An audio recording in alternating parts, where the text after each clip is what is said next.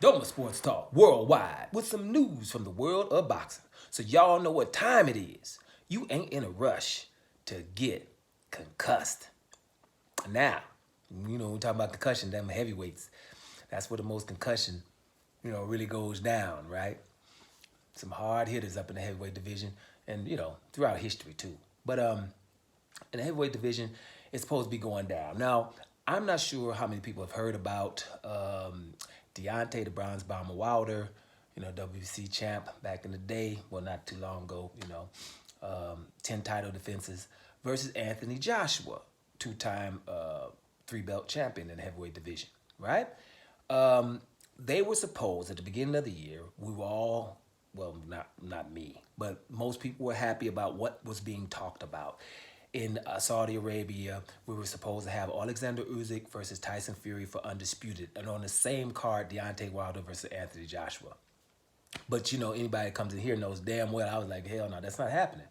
I don't ever see Anthony Joshua getting in the ring with Deontay Wilder, ever, right? So we can be wrong about it, but up in 5 years I've been right. It was all the reasons in the world have already happened. It's like Canelo versus Andrade. Like, it was enough money there, Undisputed was there, and it doesn't get no bigger than that. There's no other reasons. Undisputed or the most money you ever made, that's already been there. And Joshua didn't take it. So he don't want it. He never ran up on Deontay Wilder, never come to his fights, never got up in his face, never nothing. Whatever. And I mean, I know he's kind of cordial, but I've seen him in other people's face.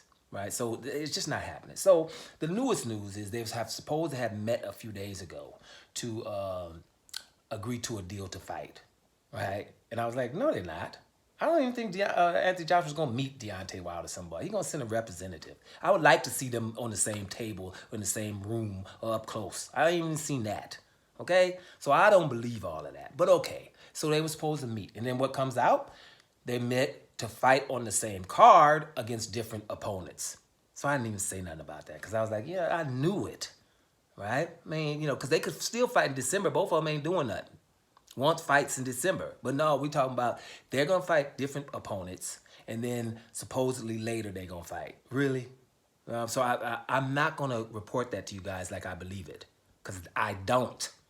And you shouldn't either, right, until it happens. When it comes to Deontay Wilder versus Anthony Joshua, don't believe it. When it comes to Canelo Alvarez versus Demetrius Andrade, don't believe it. Because it's just not happening. And Anthony Joshua and Canelo Alvarez are the reasons it's not.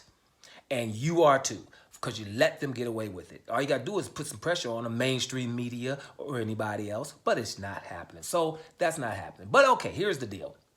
Deontay Wilder is supposed to get in a fight with somebody I rode with. Because I rode with Joe. Deontay Wilder is supposed to fight Joseph Parker. And a fight that I don't want to see because I like both of them. I like both of them. I don't really want to see it, but it's, there's going to be a good fight. Then you have Anthony Joshua versus Otto Wallin, which is also a pretty decent fight. We can't keep underestimating Otto Wallin. His fight against Tyson Fury, is a little bit overrated because Tyson Fury was bleeding. But Tyson Fury won that fight too. But, when you didn't have any expectations from Otto Wallin before the fight, then it's kind of magnified. Kind of the Ngannou effect, right? So, but he did pretty good against Tyson Fury. So, at the end of the day, it is what it is, right? Those are going to be the fights. And then supposedly, if they come through those fights, then they're supposed to fight, later, whenever, right? I don't believe that. But here's my point of this video, right?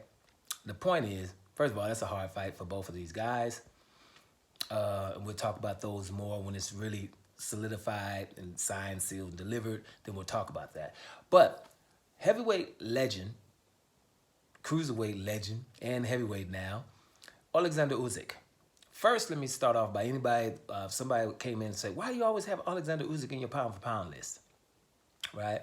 And so there's probably someone who listens to others. Because even my very favorite uploader when it comes to boxing also says Oleksandr Usyk was, shouldn't be that high on the pound for pound and the cruiserweight division was weak and stuff like that. I just disagree with him. Love the guy, but disagree with him, right? Because what happens, it's habitual, right? The cruiserweight division is mostly weak most of the time. But when Oleksandr Usyk had the cruiserweight tournament, right? And I'm sorry for those who have to hear this repeated. Everybody who was somebody in the cruiserweight division was in that tournament. I'm talking about awesome dudes. Like everybody ain't beating Moriat Gassiev when he was in cruiserweight. He was undefeated. Usyk went to Russia to beat him. Everybody definitely ain't beating no Marius Brightus. Marius Brightus, do y'all know who these dudes are? Marius Brightus still only lost maybe one fight to Opatea. And everybody losing to him right now. But anyway, whatever. So Marius Brightus lost 2 fights. Usyk and Opatea. That's it. Right? Oleksandr Usyk went to Latvia, his backyard, and beat him. Marco Huck, he beat before in Berlin. Marco Huck is a cruiserweight legend. Got as many title defenses as anybody else, right? And that was in his bracket. In the other bracket, you had Dorticus, which is still a Cuban awesome guy. Vlodacek, who was like 55-4. And then another dude who was 28-1 with 28 knockouts. This was in the tournament. That's everybody who's the who's of the cruiserweight division. Oleksandr Usyk came out of there unscathed and went to everybody's backyard to do that. Prior to that tournament, he beat Michael Hunter in America, beat Joe Joyce, right? That's before that tournament. After that tournament, he beat the informed Tony Bellew in England, because Tony Bellew had just beat David Haye, right? And the first time David Haye's, his Achilles was snapped, and so we just knew that he lost that one. So the second time we thought David Haye was going to do something. I did. I'm a David Haye fan. Boom, Tony Bellew beat him again. So at the end of the day, right? At the end of the day, what's happening, right? What's happening? He did all of those things, not to mention what he did when he got to the heavyweight division. And he beats everybody in their backyard, which means there's no negotiation issues like the divas we have in boxing. There's nothing getting in the way. He's always ready to fight. We just saw what he did to Tyson Fury, who weighs about 50 pounds more than him. He was in negotiation with Tyson Fury. Tyson Fury trying to give him what? 20, 25%. But Usyk is trying to fight.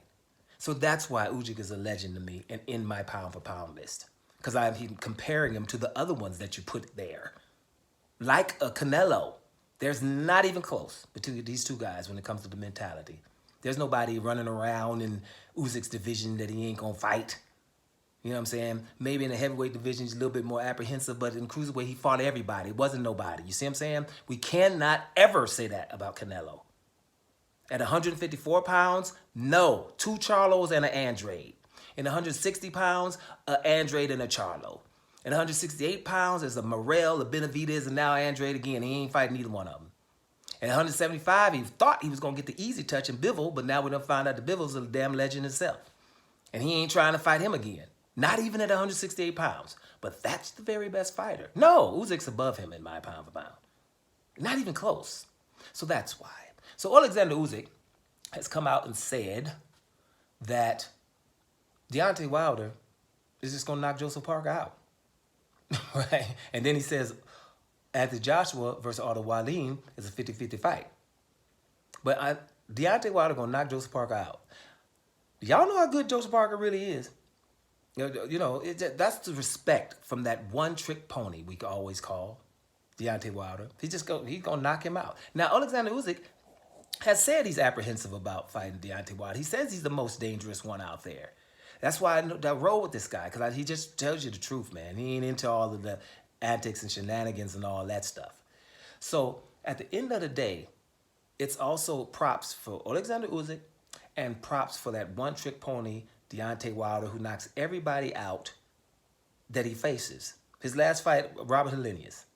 Boom. Robert Helenius got knocked out 1 round. Came on 1 week notice to fight Anthony Joshua, and they went tooth and nail to Joshua. Joshua clipped him in round 7. But I'm just saying. And we say one-trick pony, right? Because Deontay Wilder is supposedly only has a right hand, so that's the trick.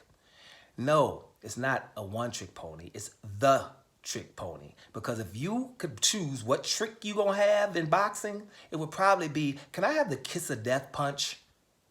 right? That's what you would want first. Then you start to other stuff. Okay, you can give me a little stamina. You can give me a little. Let me have a pretty good defensive game. What about a jab? A jab is not bad. Blah blah blah.